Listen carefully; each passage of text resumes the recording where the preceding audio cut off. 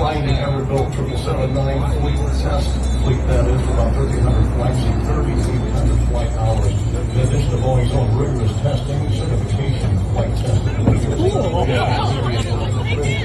course, it's got to be a little thing as well as way together. They require for certification. The 777 family, including the 779, 777X Flyover, the 777-8 passenger airplane comes to mind as well.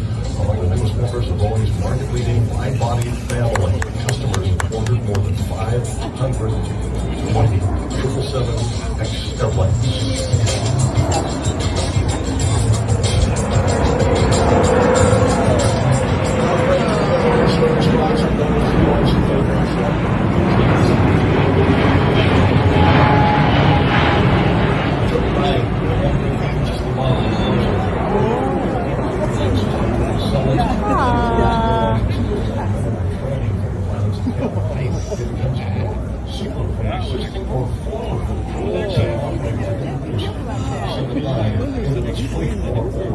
Existing airport infrastructure is going to be used for costly and time-consuming upgrades.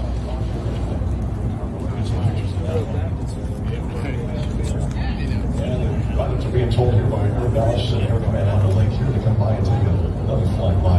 Capacity right now, in case you're wondering, for the 777-9 that you're looking at can carry up to 426 passengers, while the 777-8 fleet seats about 394.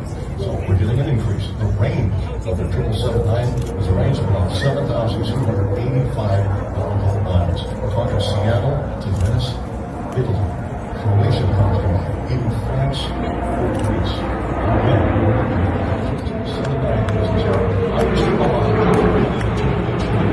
Seven, 777.